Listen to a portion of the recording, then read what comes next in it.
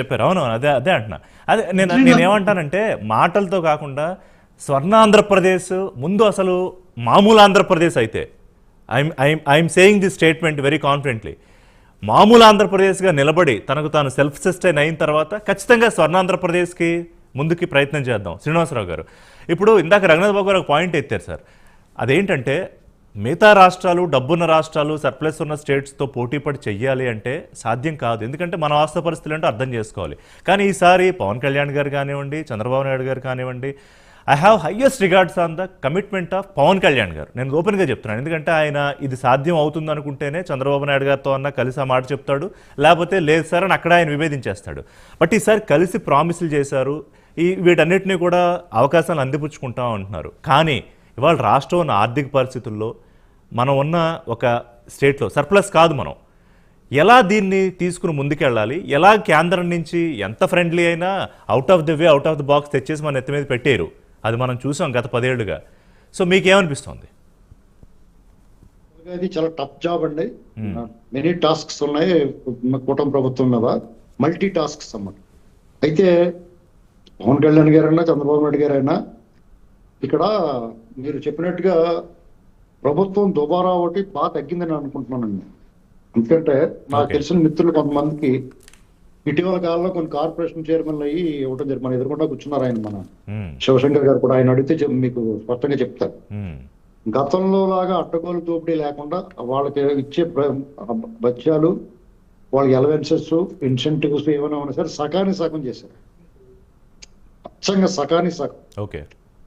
అంతేకాకుండా గత ప్రభుత్వ హయాంలో ఈ రాబరీ అంటే మీకు ప్రభుత్వానికి వచ్చిన ఆదాయాన్ని రాబరీ చేశారు. మీరు కావాలంటే రిషి గారు అబ్జర్వ్ చేయండి. ఒక్క మధ్యంలోనే 50,000 కోట్లు వాళ్ళు డైరెక్ట్ గా కొట్టేశారు. దాని లెక్కలు ఉన్నాయి, నాకు కావాలంటే మీకు పంపిస్తాను. అయితే ఇక్కడ వీళ్ళు ఆంధ్రప్రదేశ్లో యాక్టివిటీ పెరుగుతూ వచ్చింది. అంటే ఆదాయం పెరిగే మార్గాలని ఇది వరకు ఏంటంటే జగన్మోహన్ రెడ్డి కొద్ది గొప్ప చాలా మందికి ఆ బటన్ నొక్కి డబ్బులు వేయటం వల్ల అది ఆ మనీ ప్రజల్లో ఫ్లో అయ్యి దాని మీద యాక్టివిటీ తప్ప ప్రభుత్వానికి ఇన్కమ్, వేరే ఇన్కమ్ కనిపించేది కాదు. ఇప్పుడు అలా కాదండి. ఇసుక పాలసీ వల్ల కానీ దానివల్ల నిర్మాణ రంగంలో ఊపందుకుంటుంది. దానివల్ల ఖచ్చితంగా ప్రభుత్వానికి ఆదాయం పెరుగుతుంది. అలాగే పోలవరం కానీ, అమరావతి విషయంలో కానీ, ఈ రాజధాని విషయంలో కానీ ఈ యాక్టివిటీస్ ఎప్పుడైతే పెరుగుతూ ఉన్నాయో డెఫినెట్ గా రాష్ట్రానికి మంచి ఆదాయం వస్తుంది. అలాగే సాధారణ ప్రజలు ఎంప్లాయ్మెంట్ పెరుగుద్ది.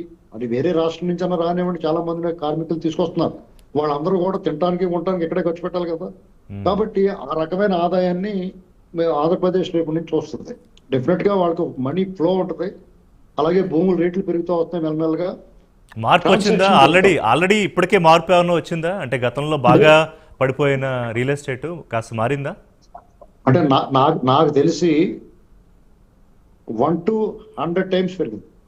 That's a very huge.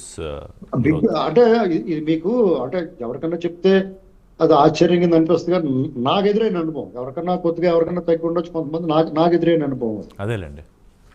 అయితే ఇక్కడ వీళ్ళు మరి ఎలా సస్టైన్ అవుతారు, ఎలాగ దీంట్లోంచి బయటకు వస్తారు అనేటువంటి డెఫినెట్ గా $1 million ప్రశ్న. వాళ్ళందరికీ సమస్య.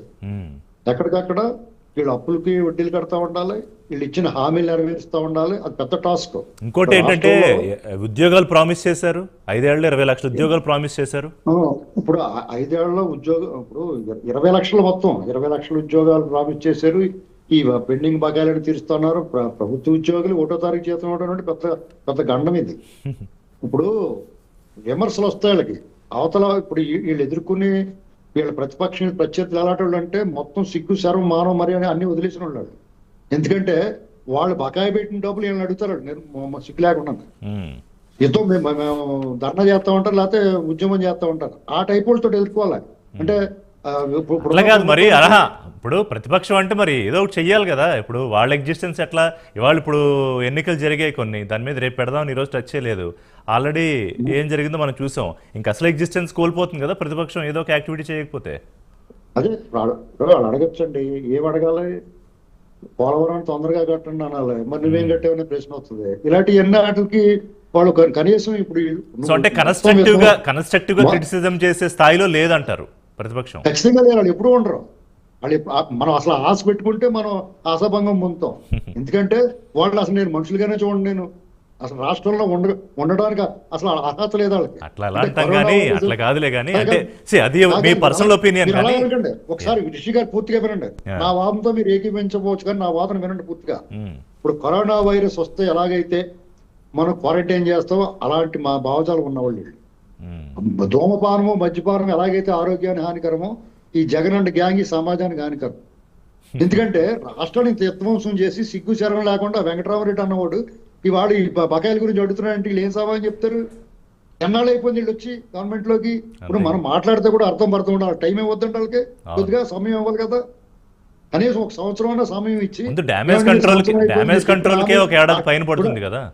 ఇప్పుడు అడగడానికి నోరా తాటి పెట్టండి. అది వాళ్ళు ఏం చేశారు అసలనే ఓటో తారీఖు అమ్మో ఓటో తారీఖు అనుకునేవారు. అలాంటిది అమ్మయ్య ఓటో తారీఖు అనుకుంటున్నారు ఇవాళ జీతం వస్తుంటేనే ఉద్యోగులు. అంత రిలీఫ్ కనపడుతున్నప్పుడు అసలు వీళ్ళకి అవకాశం ఇవ్వాలి కదా. చావుగొట్టి చెవులు మూసేస్తే వాళ్ళు ఎక్కడి నుంచి తెచ్చిస్తారో అంటే ఏళ్ళలాగా చితగొట్టేసి లోపల పాడేసి బోర్డునే తొక్కేస్తే అప్పుడు నోరు మూసిపడి ఉంటారు వాళ్ళు. ప్రజలందరూ ఇదే కోరుకుంటున్నారు. వాళ్ళు నోరు ఎత్తనివ్వకండి, మీ కర్రకి మీ కాళ్ళకి కర్ర ఆటం పెడతాండి, మీకు ముందుకు సాగాలంటే వీళ్ళందరూ నోరు మించి కూర్చోబెట్టనని అడుగుతున్నారు ప్రజలు. ఖచ్చితంగా ప్రజలు అడుగుతున్నారు. ఇప్పుడు మీరు అన్నారు కాబట్టి శివశంకర్ గారు ఇప్పుడు ఏదైతే ప్రతిపక్షాలు సరే వాళ్ళు రాద్ధాంతమా లేకపోతే నేను మా శ్రీనివాసరావు గారు అన్నట్టు వాళ్ళకి అసలు ఉండే అర్హత లేదని నేను అన్నగాని వాళ్ళు ఎవరైనా ఎక్కడన్నా ఉండొచ్చు, వాళ్ళు చేసే రాజకీయాలు పోరాటాలు ప్రజాస్వామ్యబద్ధంగా ఎవరైనా చేసుకోవచ్చు. కానీ ఇక్కడ నా పాయింట్ ఏంటంటే ఎన్నికలకు ముందు పవన్ కళ్యాణ్ కానివ్వండి, లోకేష్ గారు